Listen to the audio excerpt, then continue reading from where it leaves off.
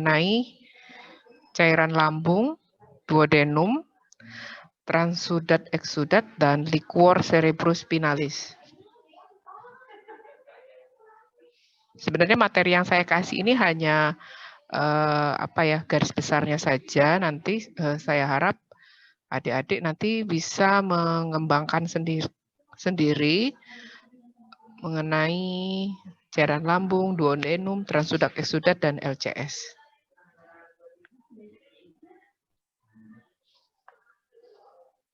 Ya, seperti kita ketahui bahwa sebenarnya pencernaan kita itu cukup panjang ya, mulai dari mulut, kemudian oesophagus, gaster, pylorus, duodenum, pankreas, itu termasuk hepar, itu juga termasuk organ-organ pencernaan, kemudian kolon, rektum, dan anus. Nah, tapi yang akan kita pelajari di sini adalah mengenai gaster dulu, bahwa sebenarnya di gaster itu ada 3 sel yang berperan dalam pencernaan, yaitu sel mukus atau goblet yang melapisi kantung lambung ya. Ya ini ya, di daerah mukusnya, kemudian dilapisi oleh sel utama Schiff cell. Ini.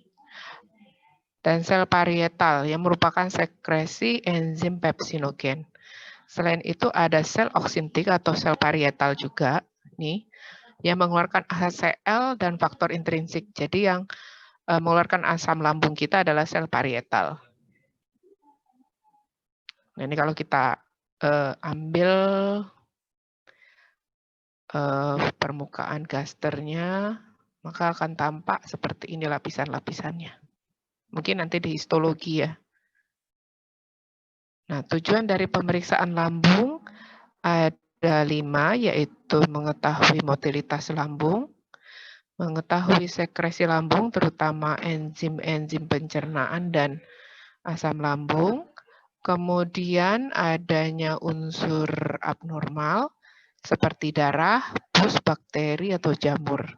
Selain itu, untuk mengetahui adanya racun-racun untuk pemeriksaan forensik dan untuk pemeriksaan histologi ya, maka kita memerlukan pemeriksaan sitologi dari sel-sel tumor.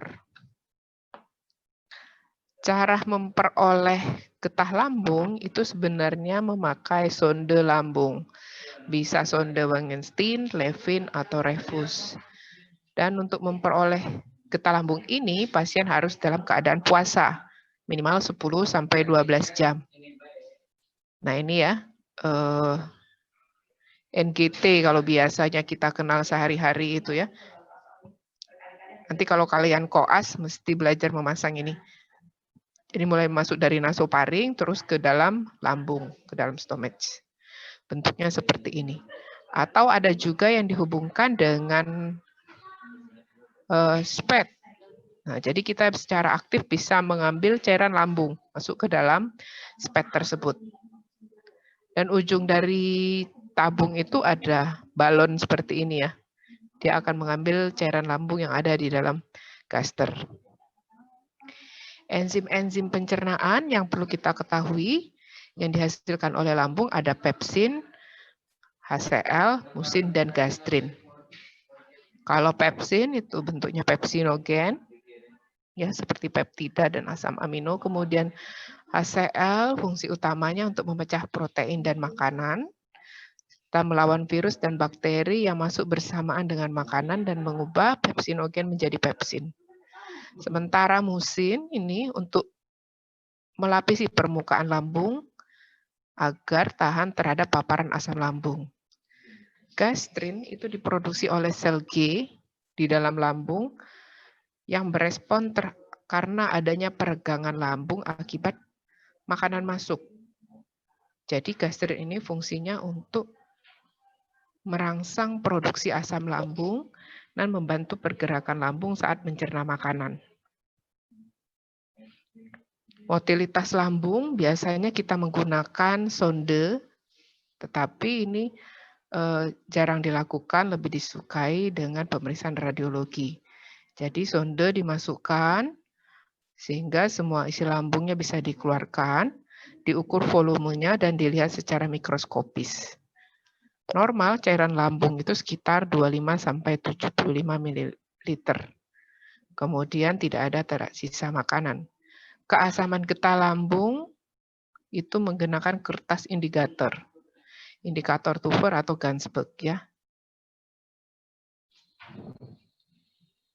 Pemeriksaan makroskopis yang kita lihat dari cairan getah lambung berupa volume, warna, bau, lendir, sisa makanan, pus, dan potongan jaringan atau trauma atau tumor.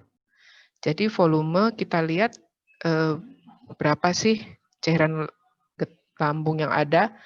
Biasanya sekitar 75 ya, tetapi rata-rata 25. Abnormal jika lebih dari 100 ml itu menandakan adanya hipersekresi atau motilitas lambung yang menurun, atau bisa juga adanya obstruksi pilorus. Kemudian warna itu tentu saja abu-abu mutiara ya, agak keruh. Kalau misalnya warna getah lambungnya kehijauan, biasanya didominasi oleh biliverdin atau kuning oleh bilirubin. Merah menandakan adanya ulkus atau karsinoma. Sementara coklat itu biasanya karena hem, ya. Bau agak asam, tidak ada lendir, tidak ada sisa makanan, kemudian tidak ada trauma. Potongan jaringan bisa diambil jika kita curiga adanya trauma atau tumor pada proses sonde tadi. Pemeriksaan mikroskopis tentu saja dengan cara satu tetes getah lambung itu secara natif ya, kita taruh di atas objek gelas, kemudian kita lihat apakah ada eritrosit, leukosit, sel epitel, sisa makanan atau jaringan. Atau bisa juga dengan dicat Sudan 3, Sudan 3 untuk melihat butir-butiran lemak. Atau Lugol kalau curiga ada butiran amilum ya, misalnya pada yang gangguan pencernaan atau absorpsi makanan, atau bisa juga kalau kita pengen mengetahui adanya proses infeksi di dalam lambung, bisa juga dicek gram ya, terutama untuk adanya stasis pada lambung. Tes darah samar itu menggunakan tes benzidin, itu normal tidak ada ya. Tetapi abnormal jika kita curiga adanya ulkus atau kanker pada saluran cerna. Ya, maka kita lakukan tes darah samar atau tes benzidin. Tapi sebelum melakukan tes darah samar, kita harus puasa terhadap makanan-makanan yang bisa mempengaruhi hasil dari tes benzidin, misalnya makanan-makanan daging, karena itu ada hem dari daging ya, kemudian sayur-sayuran hijau, nah itu harus dipuasakan dulu. Juga obat-obatan. Hal ini kurang disukai karena sering menyebabkan positif palsu. Nah, ada satu lagi uji hormon yang sering dilakukan akhir-akhir ini, yaitu uji gastrin. Gastrin itu merupakan hormon yang disekresikan dari mukosa pilorik yang oleh sel G tadi ya, yang fungsi utamanya untuk menghasilkan cairan lambung. Normalnya peningkatan gastrin akan menyebabkan peningkatan HCl. Tetapi jika HCl-nya sudah cukup meningkat, maka sekresi gastrin akan dihambat sendiri oleh HCl tersebut. Jadi ada feedback mechanism ya. Uji ini penting untuk mengetahui apakah pasien tersebut menderita anemia perniciosa, sindrom Zillinger-Ellison disease, atau kanker lambung. Kalau sindrom Zillinger-Ellison disease itu biasanya disebabkan oleh tumor pankreas yang menyebabkan sekresi berlebihan dari hormon gastrin. Nah, jadi hormon gastrin ini diperiksa untuk mengetahui apakah seseorang yang hipersekresi asam lambung atau hiperklorodia itu menderita anemia perniciosa, ulkus lambung, atau sindrom Zollinger-Ellison, atau hipergastrinemia yang berasal dari penyebab lain. Jadi pemeriksaan untuk uji gastrit ini penderitanya harus berpuasa ya. Berpuasa, kemudian darahnya diambil. Darahnya diambil itu bisa beberapa kali karena biasanya akan dibikin grafik. Apakah ada peningkatan hormon gastrin setelah berpuasa 10 jam. Jadi biasanya setiap 1 jam itu akan diambil darahnya. Kemudian dibikin grafik apakah termasuk hyperacidity atau normal acidity atau tidak. Nah, selama melakukan prosedur tersebut tidak boleh makan atau minum ya 12 jam. Jadi kadar normal hormon gastrin ini kurang dari 100 pikogram per mililiter. Tetapi jika kita memeriksa hormon gastrin mencapai 10 kali lipat dari batas normal, itu kita curiga adanya sindrom Zollinger-Ellison.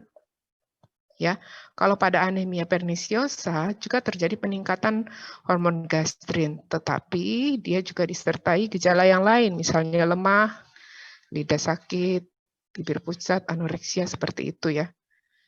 Kalau pada sindrom Zollinger-Ellison, gejala-gejala klinis tersebut tidak ada. Nah, biasanya kalau sudah pemeriksaan hormon gastrin sudah mencapai lebih dari 10 kali dari batas normal, biasanya klinisi akan meminta pemeriksaan pH dari cairan lambung. Kalau pH-nya kurang dari 3, itu cenderung adalah suatu sindrom Zollinger-Ellison. Tetapi kalau pH-nya lebih dari 3, berarti kemungkinan adalah gastritis. Selanjutnya cairan duodenum dan empedu, itu juga kita bisa ambil dari sonde. Sondenya kita ambil cairan dari kelenjar Brunner atau saluran empedu di hati, atau bisa juga sekret pankreas. Tapi memasukkan sonde ini harus dipandu dengan radiologi ya. Nah, jadi sondenya itu masuk dari rongga mulut, kemudian sampai ke sini, ke duodenal papillary.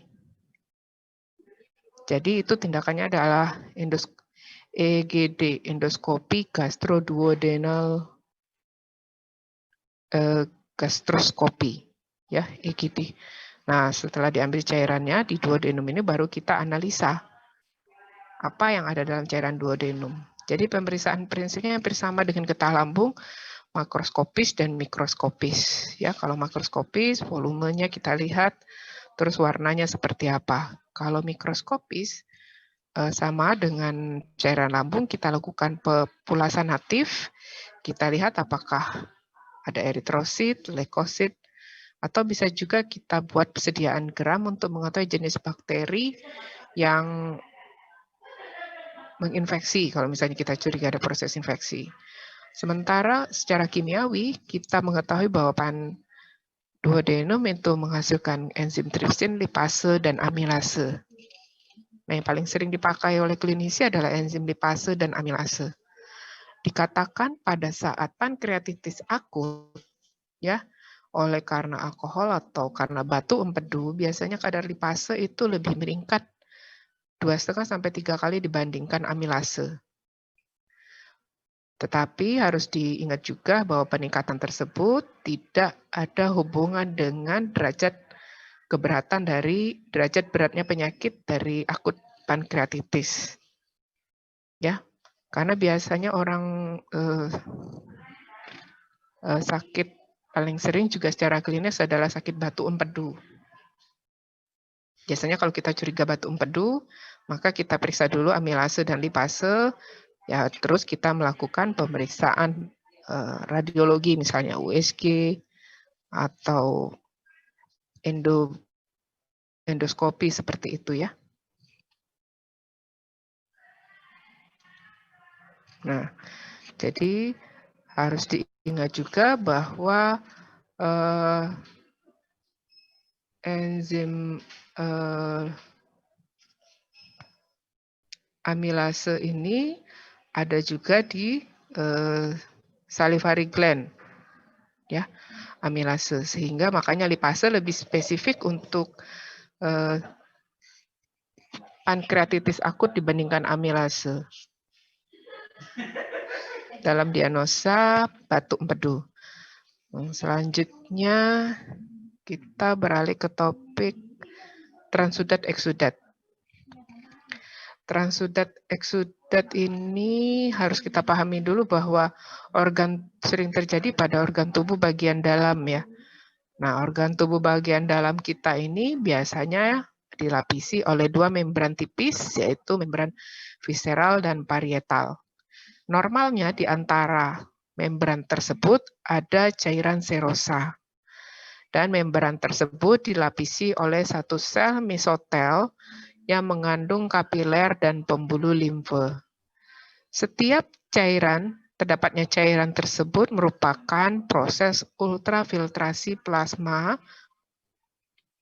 pada membran parietal dan diserap oleh membran visceral, sehingga cairan tersebut menyerupai serum. Jadi, cairan serosa tersebut dihasilkan oleh membran parietal, kemudian diserap oleh visceral. Biasanya itu balance ya. Jadi tidak ada tumpukan cairan di dalam organ tubuh kita, itu fisiologisnya. Tetapi jika karena ada suatu sebab keseimbangan tersebut terganggu, misalnya pada permeabilitas kapiler pada membran parietal itu rusak sehingga proses produksinya berlebihan, atau tekanan hidrostatik kapiler yang berfungsi untuk absorpsi sehingga menyebabkan tumpukan cairan juga di kedua membran tersebut. Atau tekanan koloid osmotik atau tekanan onkotik karena terdapat protein plasma pada kapiler. Jadi normalnya pada cairan tersebut tidak ada protein. Tetapi begitu ada protein maka akan menyebabkan tekanan onkotik koloidnya terganggu. Atau bisa juga kerusakan terjadi sistem limpatik. Sehingga absorpsinya terganggu, terjadilah penumpukan cairan. Permeabilitas endotel kapiler yang mengatur kecepatan pembentukan ultraviolet dan komposisi protein tersebut, jika permeabilitasnya terganggu, maka akan menyebabkan efusi. Tumpukan cairan tadi ya. Penurunan tekanan hidrostatik dan penurunan tekanan onkotik plasma juga akan menyebabkan efusi cairan. Kerusakan sistem limpatik yang berperan dalam pemindahan cairan dari rongga tubuh untuk proses absorpsi jika tersumbat akan menyebabkan efusi cairan juga. Transudat. Nah, cairan itu yang tertumpuk di membran parietal dan visceral itu tadi bisa berupa cairan transudat atau eksudat. Sekarang kita pelajari transudat dulu. Transudat merupakan kumpulan cairan dalam rongga tubuh yang bukan berasal dari proses peradangan, berkaitan dengan gangguan keseimbangan cairan tubuh. Jika faktor penyebab tidak dihilangkan, maka itu akan berulang kembali residif. Menurut lokasinya, kalau di torak dia disebut dengan hidrotorak, kalau di perikardium dia sebagai hidroperikardium, peritonium, atau di persendian hidroartrosis. Nah, yang dapat menyebabkan timbulnya transudat yaitu karena misalnya ya, penurunan tekanan onkotik plasma karena adanya hipoalbumin. Itu akan menyebabkan terjadinya sindrom nefrotik atau sirosis hepatis. Peningkatan retensi natrium dan air. Nah, itu biasanya terjadi pada gagal ginjal. Atau meningkatnya tekanan kapiler atau vena, misalnya pada hipertensi ya. Itu akan menumpukannya cairan karena terjadinya proses pada penyakit gagal jantung, obstruksi vena porta, atau perikarditis konstriktif.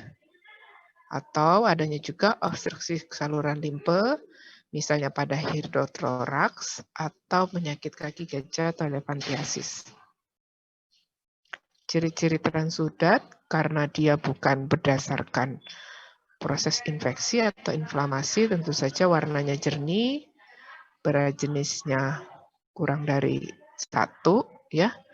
kemudian tidak ada bekuan, tidak berbau, tes alfanya negatif, ya. Glukosenya biasanya sama dengan glukose plasma, jumlah eritrositnya sedikit, dan karena bukan proses infeksi, maka jenis-jenis sel yang paling banyak adalah sel mononuklear. Bakterinya jarang, ya.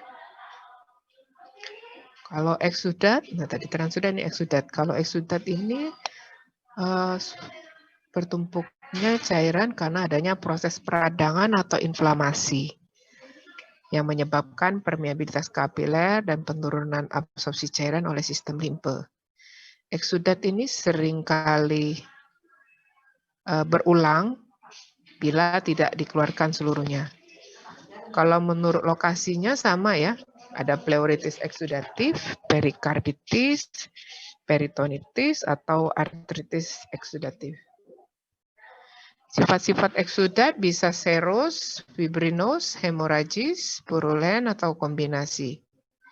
Indikasi pengambilan transudat atau eksudat yaitu untuk mengetahui etiologi efusi, untuk menurunkan gejala klinis ya, misalnya pada perikarditis, itu untuk mengurangi apnu, kemudian untuk menghindari terjadinya kumpulan nanah atau darah pada kasus hemitorak atau emphysema, atau bisa juga untuk memasukkan obat-obatan ke rongga pleura. Ciri-ciri eksudat, karena dia adalah suatu proses infeksi atau inflamasi, tentu saja ciri-cirinya berlawanan dengan transudat. Jadi warnanya bisa purulen, kekuning-kuningan, atau jika bercampur darah, dia hemoragis ya, agak kemerahan. Kemudian keruh dengan berat jenis lebih dari 1, mempunyai bau yang khas ya, baunya E. coli biasanya, kuman anaerob, bau busuk ini pus ya. Kita bayangkan eksudat ini adalah cairan pus. Dan proteinnya cukup tinggi dengan tes Rivalta yang positif. Glukosenya rendah dari glukose plasma, karena bakteri itu juga memakan glukose, sehingga glukose dalam eksudat itu turun. Kemudian jumlah leukositnya meningkat, dan karena proses inflamasi, maka jenis sel yang paling meningkat adalah polimorfonuklear. Bakterinya kalau kita kultur positif. Nah, pemeriksaan transudat eksudat itu ada makroskopis, mikroskopis, kimiawi, dan PA, patologi anatomi ya, kalau ingin mengetahui sitologi selnya. Makroskopis, jumlah, warna, kejernihan, bau, berat jenis, bekuan. Sementara mikroskopis, hitung sel, hitung jenis sel, dan kimiawi berupa protein, glukose, dan juga lemak. Makroskopis yang kita ukur adalah volume, makin banyak cairan, menandakan makin besarnya kerusakan. Warna, tergantung dari kausanya tadi ya, bisa kekuningan atau jernih, ya. Kalau eksudat tergantung kausanya, kalau putih kekuningan, kalau lemak dia seperti warna susu keruh ya, darah, merah atau coklat, kalau bakteri biasanya kehijauan. Atau bisa juga karena jamur, itu warna eksudatnya agak kehitam-hitaman. Biasanya itu karena infeksi Aspergillus niger yang menyebabkan perdarahan masif berupa karena adanya proses metastasis. Kejernihan, kalau banyak leukosit di dalam cairan tersebut, maka dia akan memberikan kekeruhan yang ringan sampai berat. Tetapi kalau eritrosit, dia akan memberikan warna kekeruhan kemerah-merahan. Butir-butir lemak berupa kekeruhan seperti susu. Kekeruhan pada eksudat bisa kita sebut sebagai serofibrinous, seropurulen, fibrinous, atau hemoragik. Bau biasanya spesifik ya kalau eksudat karena ada pembusukan dan ada protein. Berat jenis, untuk mengetahui berat jenis pada eksudat, kita ada 2 uji, urinometer dengan alat urinometer atau refraktometer. Kalau urinometer itu volume cairannya paling tidak lebih dari 25 mili. Sementara kalau refraktometer, memakai alat itu cairannya sedikit. Ya kita teteskan saja. Ya, kurang dari 1 transudat, lebih dari 1 itu eksudat. Kalau untuk bekuan, biasanya kita biarkan ditabung jernih selama 1 jam. Jika terdapat bekuan, berarti menandakan adanya peradangan, adanya fibrinogen. Mikroskopis sama seperti kalian praktikum ya, hitung leukosit dan eritrosit. Jadi tidak ada persiapan khusus untuk memeriksa cairan, memeriksa jumlah leukosit dan eritrosit pada transudat eksudat. Hanya saja kalau untuk leukosit perbandingan larutannya lebih kental ya, dengan menggunakan larutan untuk 1:20. Kita juga memakai bilik hitung Improve Neubauer. Kalau transudat biasanya jumlah leukositnya kurang dari 500, kalau eksudat lebih dari 500. Nah, itu leukosit. Kalau eritrosit sama juga dengan pemeriksaan eritrosit pada darah menggunakan larutan Hayem, tapi dengan perbandingan 1:200. Itu juga memakai bilik hitung Improve Neubauer ya. Nah, jika kita temukan normalnya itu tidak ada eritrosit ya pada cairan serosa kita, tetapi kalau ditemukan itu bisa juga pada cairan transudat eksudat jika jumlah eritrositnya sedikit. Tetapi jika kita temukan eritrositnya cukup tinggi, lebih dari 100.000 per milimeter kubik, kemungkinan pada tempat cairan tersebut berkumpul karena adanya suatu proses keganasan, trauma, atau mungkin infak paru ya kalau terjadi pada paru-paru. Pada paling sering cairan tubuh yang diperiksa adalah karena penyakit pleura.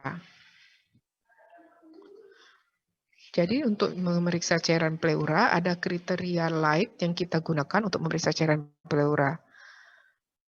Nah, pada kriteria light ini kita memeriksa hematokrit. Jika kurang dari 1 itu tidak bermakna. Tapi jika lebih dari 1 itu harus dihitung rasionya antara hematokrit cairan pleura dan hematokrit darah tepi. Jika lebih dari 0,5 itu menandakan bahwa menandakan adanya suatu hematotorak. Hitung sel dibedakan 2 golongan yaitu mononuklear dan polimorfonuklear ya. Kemudian harus dibuat sediaan hapus juga untuk mengetahui mononuklear dan polinuklearnya. Nah, jika cairan tersebut jernih, tidak perlu dilakukan sentrifugasi. Tetapi jika cairan transudat atau eksudat tersebut keruh atau purulen, maka harus disentrifuse, ya, dibuang supernatannya, lalu kita buat sediaan hapus. Difiksasi dengan alkohol, dan dicat dengan Kiemsa atau Wright, dan dilihat di bawah mikroskop dengan pembesaran 100 kali. Jadi prosesnya sama dengan seperti pemeriksaan mikroskopis sel darah tepi. Nanti kalian praktikum ya.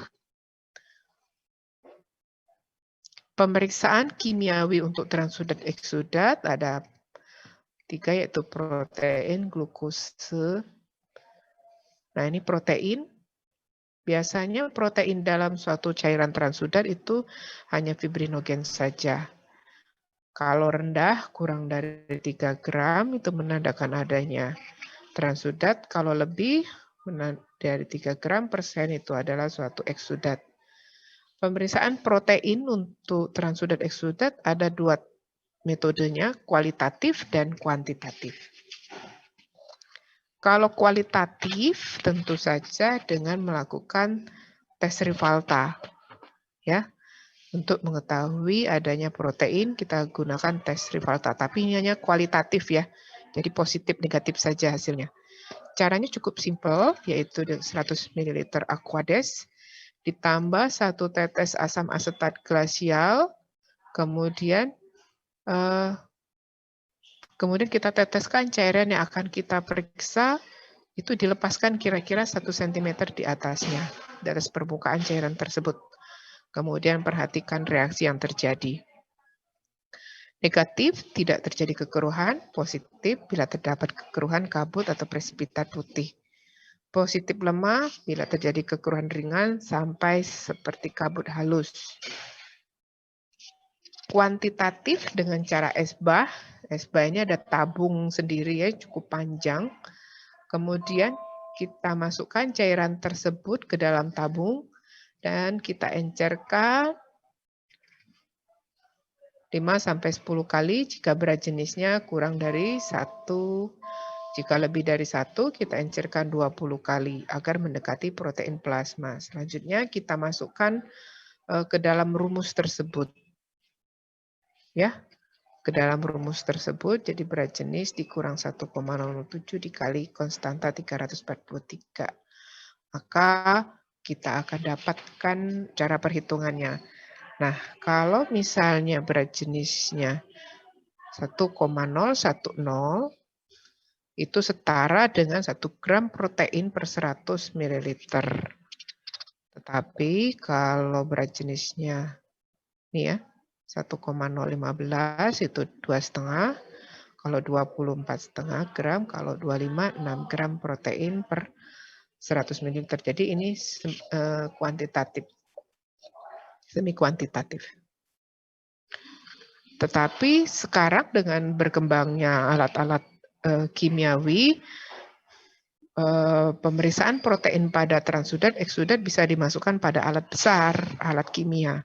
Sehingga untuk penghitungan proteinnya ini bisa secara akurat kita ketahui dari cairan tersebut. Hanya saja untuk laboratorium yang mungkin kecil ya, yang tidak mempunyai alat pemeriksaan yang besar, maka pemeriksaan Rivalta dan pemeriksaan kuantitatif esbah ini masih sering dipakai, ya, untuk laboratorium yang tidak mempunyai alat besar.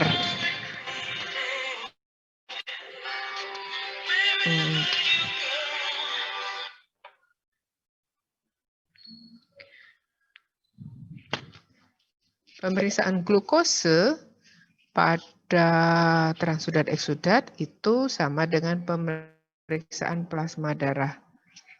Prinsip pemeriksaannya adalah heksokinase. Kalau transudat itu di mana glukose dari cairan transudat eksudat itu mempunyai kadar yang sama dengan plasma darah.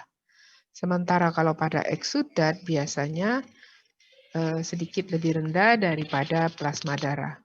Makanya kalau nanti kalian sudah menjadi dokter, saya sarankan untuk pemeriksaan transudat eksudat harus sertakan juga pemeriksaan dari plasmanya. Jadi kita bisa membandingkan proteinnya, glukosenya antara cairan transudat eksudat dan juga plasma penderita tersebut pada saat yang sama.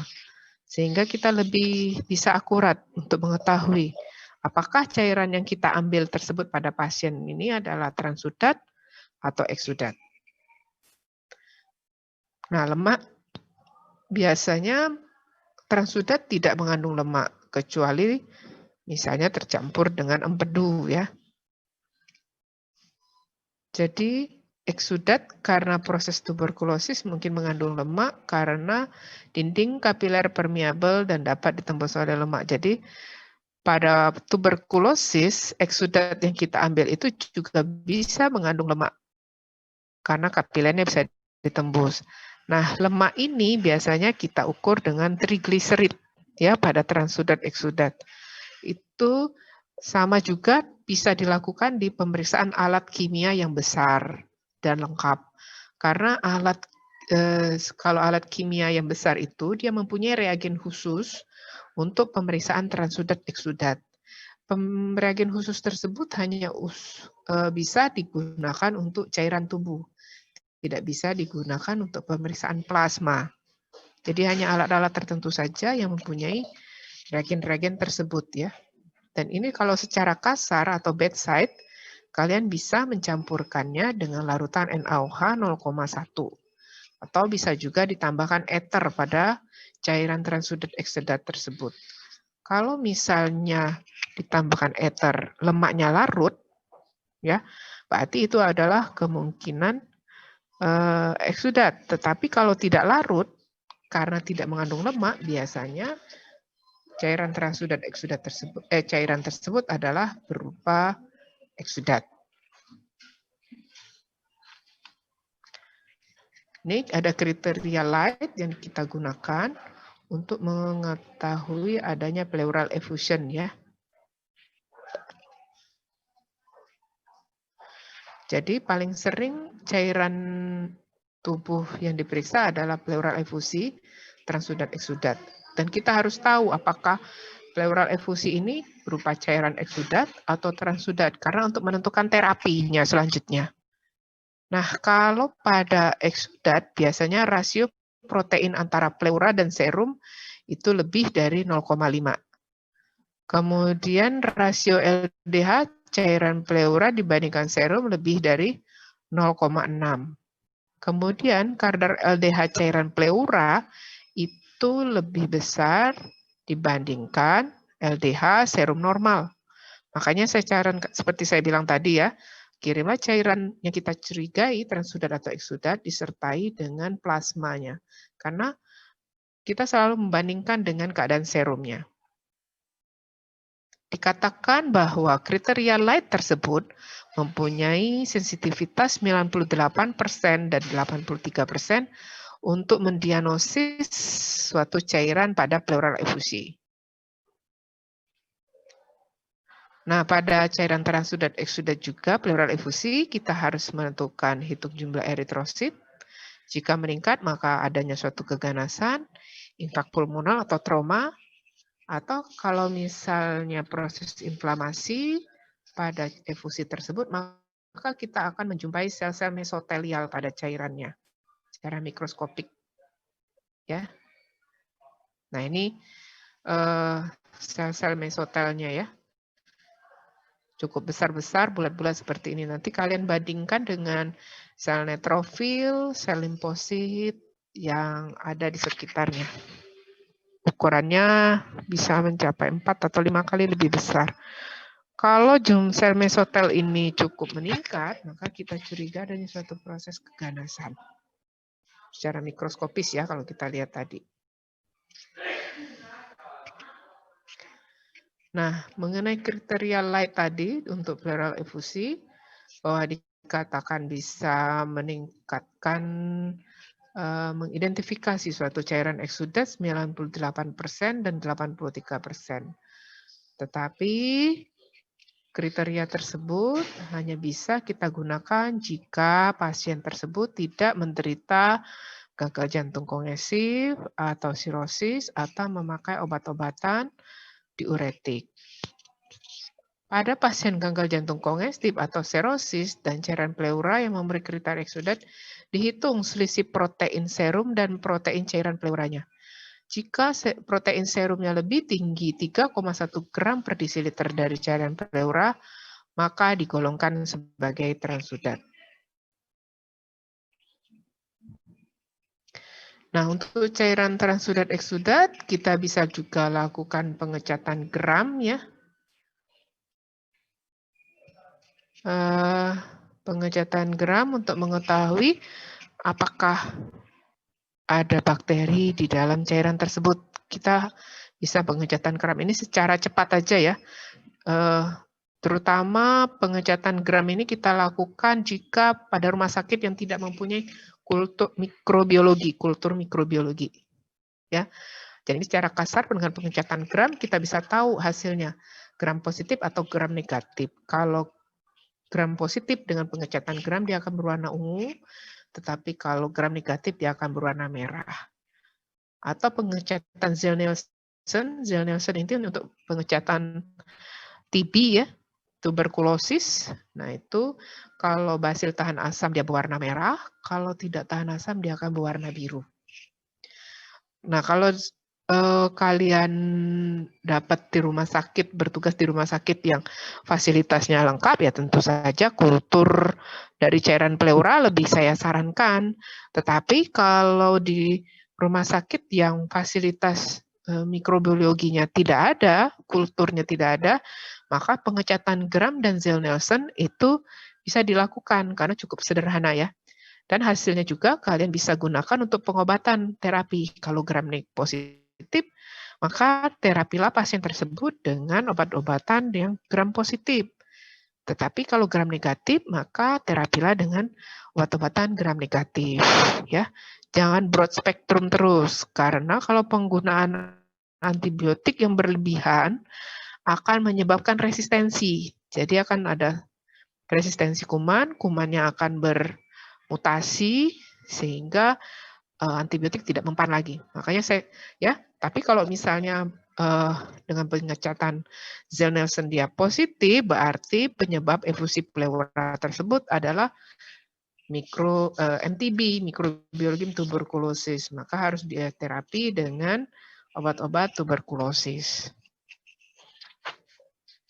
Nah, satu lagi pemeriksaan pada transudat eksudat adalah asites, cairan asites, ya. Biasanya paling sering adalah pada penderita sirosis hepatis. Nah, pada pemeriksaan asites tersebut ada yang dinamakan serum asites albumin gradient atau SAAG. Ini untuk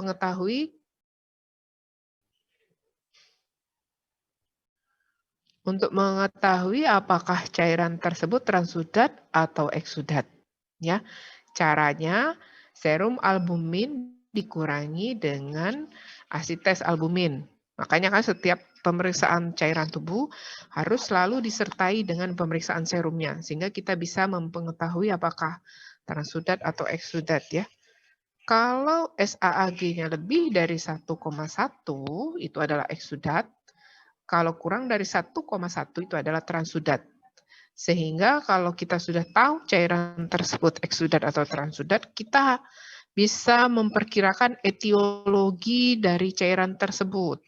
Dan tentu saja akan mempengaruhi pengobatan kalian. Ya.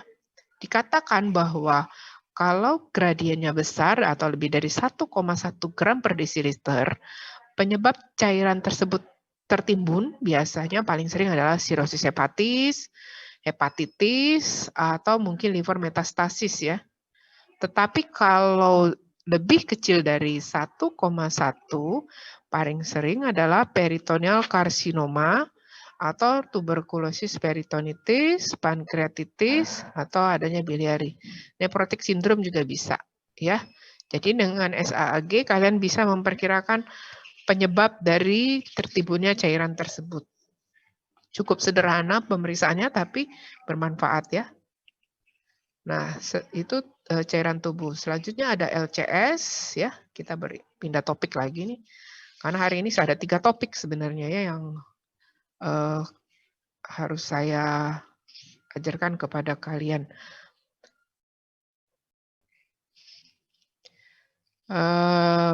LCS itu dibentuk oleh plexus coroneus, ya, melalui proses ultrafiltrasi, masuk ke dalam kanalis spinalis, kemudian ke ruang subarachnoid, foramen Mergendi, ke permukaan otak.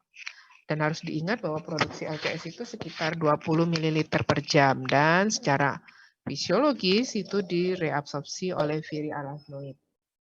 Total volume cairan otak itu sekitar 120 sampai 150 jernih, tidak berwarna, sedikit leukosit, glukose, dan protein. Nah ini ya, bisa dibaca.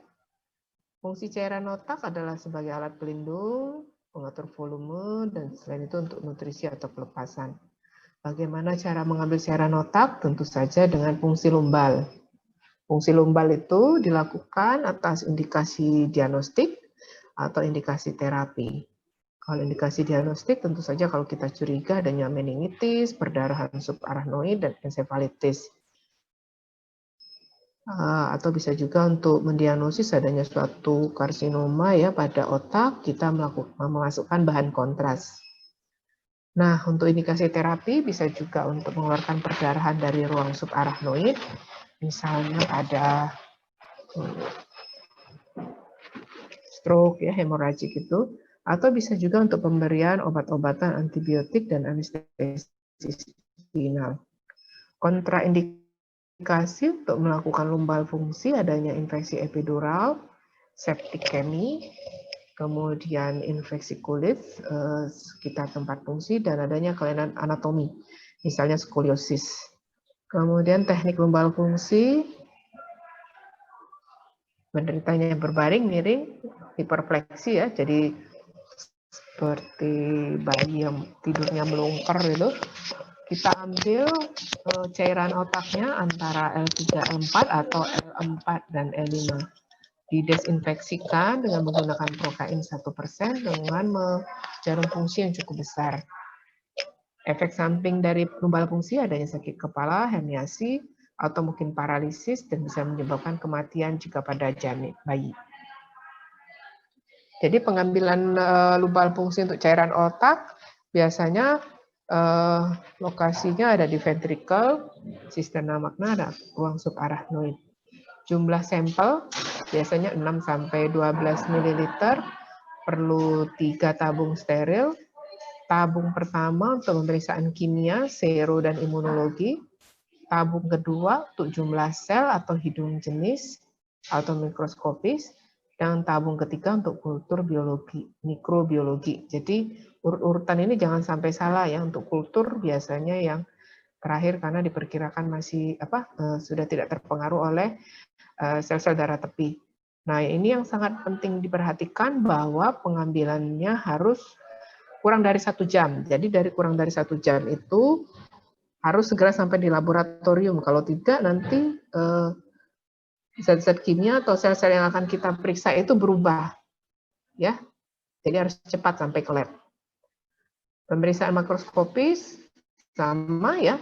Warna pembandingnya adalah aqua, kekeruhan kita bandingkan dengan aquades ya.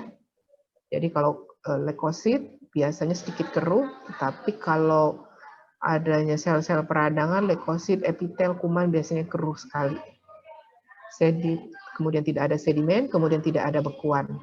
Kalau bekuan pada LCS itu biasanya karena albumin dan globulin ya, harus dibedakan. Kalau bekuan pada transudan eksudan tadi oleh karena fibrinogen. Tes mikroskopis juga sama ya. Untuk menghitung jumlah sel leukosit dan jumlah sel eritrosit.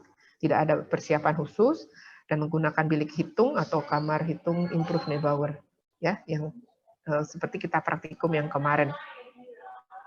Leukosit juga memakai larutan cuk. Hitung sel juga sama ya, tapi hanya rumusnya aja yang berbeda. Hitung ini bisa dibaca. Kemudian kalau itu untuk yang jumlah selnya sedikit, kalau untuk selnya yang banyak, tentu saja volume bilik hitungnya berbeda lagi. Nah, interpretasinya yang harus diingat bahwa jumlah sel leukosit pada LCS itu antara 0 sampai 5 sel per milimeter kubik. Kalau misalnya meningkat, kita curiga adanya suatu proses poliomielitis atau ensefalitis. Kalau meningkat sekali lebih dari 500 sel, itu ada meningitis bakterial akut. Nah, itu makanya penting sekali 1 jam setelah pengambilan LCS itu, cairan LCS itu harus segera diperiksa. Kalau tidak, nanti akan menyebabkan sel leukosit atau eritrosit yang akan kita periksa lisis. Sehingga sering sekali kita di laboratorium menerima komplain dari klinisi bahwa kok tidak sesuai ya antara klinis dan laboratorium. Kalau klinisnya mengarahkan ke poliomielitis, sementara di lab malah jumlah leukositnya rendah. Itu oleh karena tidak dikirim, selnya akan lisis ya. Sel leukosit atau eritrosit akan lisis jika kelamaan nggak dikirim. Mikroskopis untuk LCS, kita harus masukkan ke dalam alat khusus ya, spin down seperti ini, karena jumlah leukositnya sedikit sekali ya di dalam LCS tuh 0 sampai 5 sel per milimeter kubik. Berarti sedikit sekali jumlah selnya. Jadi untuk mengetahui apakah sel leukositnya meningkat atau tidak, kita memerlukan suatu alat disebut spin down seperti ini. Jadi di ultrasentrifugasi dengan kecepatan 1.500 sampai 2.000 rpm. Selanjutnya kita lihat di bawah mikroskop. Ya. Nah, nilai rujukannya 60 sampai 70% biasanya adalah sel mononuklear. Hitung jenis di ini juga harus diinterpretasi ya. Kalau misalnya sel mononuklearnya meningkat, itu biasanya pada infeksi kronis atau meningitis tuberkulose. Sementara kalau sel PMN yang polimorfonuklear yang meningkat, itu menandakan adanya suatu infeksi akut atau abses cerebral. Pemeriksaan kimia untuk LCS ada pemeriksaan protein, disebut tes None-Pandi istilahnya ya. Itu sama, ini sebenarnya untuk dilakukan bedside. Jadi karena pemeriksaan albumin globulin ini juga gampang terhidrolisis di dalam cairan, makanya sebenarnya tes None-Pandi ini lebih tepat kalau dilakukan secara bedside. Ya, cukup gampang pemeriksaannya.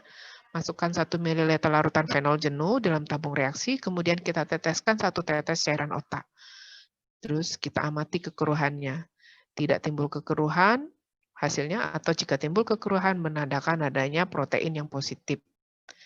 Ya, ini juga None sama, cuma menggunakan larutan amonium sulfat. Ya, cuma dalam tes None yang diperiksa adalah globulin. Kalau Pandi tadi adalah albumin. Nah, ini kita bandingkan larutan tersebut kalau kita sudah teteskan di lapangan pandang gelap ya. Nah, ini. Cincin-cincin kekeruhan ini menandakan adanya suatu protein di dalam cairan LCS tersebut. Semakin tinggi tingkat kekeruhan menandakan bahwa proteinnya juga semakin tinggi. Nah, kalau menggunakan alat besar bisa juga. Jadi dengan perkembangan alat-alat kimia, kita juga bisa memeriksa tes protein total dengan menggunakan alat kimia namanya metode Biuret. Glukose dengan menggunakan alat kimia juga heksokinase, ya. Yang penting interpretasinya. Nah, mikrobiologi sama untuk LCS bisa dilakukan pengecatan gram, Zell-Nielsen untuk BTA, atau ada tinta India untuk mengetahui Cryptococcus neoformans. Biasanya pada LCS kalau kita curiga adanya meningitis viral, nah biasanya mintalah pengecatan tinta India. Biasanya paling sering pada orang-orang dengan imunodepresan ya, imunodefisiensi maksud saya. Misalnya orang HIV, nah itu biasanya meningitis viralnya dikarenakan oleh jamur, salah satunya Cryptococcus neoformans. Kultur dari LCS, jika memang kita curiganya ada suatu proses infeksi, harus dilakukan dengan permintaan khusus. Nah, salah satu lagi pemeriksaan dari saluran cerna yang sekarang menjadi tren adalah penyebab dari meningkatnya asam lemak karena Helicobacter pylori. Ya, gastritis karena Helicobacter pylori. Untuk mendiagnosis adanya suatu Helicobacter pylori itu ada 5, yaitu dengan serologi tes, urea breath test, atau endosgastroduodenoskopi, histologi, dan kultur. Serologi tes itu cepat ya, karena hanya deteksi IgG dari antibodi, hanya saja kelemahannya kita tidak tahu yang kita deteksi itu adalah kuman yang masih hidup atau cuma antibodinya yang masa lampau saja. Ini bersifat kualitatif, jadi hanya positif negatif, kita tidak tahu prosesnya aktif atau tidak. Kalau urea breath test itu berdasarkan urea yang dihasilkan, gas yang dihasilkan oleh Helicobacter pylori di dalam lambung. Di label dengan karbon lalu diukur. Pemeriksaan tersebut cukup cepat, tidak terlalu mahal, mempunyai akurasi yang lebih tinggi dibandingkan serologi tes. Jadi ini lebih cocok untuk mendiagnosis adanya suatu gastritis karena Helicobacter pylori. Kemudian pemeriksaan EGD atau endosgastroduodenoskopi tentu saja itu lebih mahal ya karena menggunakan alat. Biasanya EGD dilakukan jika untuk pengambilan biopsi atau untuk mengetahui pH dari gaster atau juga untuk melakukan pemeriksaan rapid urease. Histologi Pemeriksaan histologi mempunyai sensitivitas dan spesifisitas yang cukup tinggi, hanya saja pengambilan spesimennya cukup sulit karena memakai EGD ya, endogastroduodenoskopi. Kemudian histologi juga kita indikasikan pemeriksaannya jika rapid urease test-nya negatif. Kultur biasanya tidak terlalu sensitif karena kumannya sering berubah ya. Itu pemeriksaan kultur hanya kita indikasikan jika kita mau mengetahui sensitivitas antibiotik. Tes darah samar atau fecal occult blood test ya, itu juga sering dimintakan oleh klinisi jika untuk mengetahui adanya CA kolon tetapi tanpa gejala khusus yang nyata.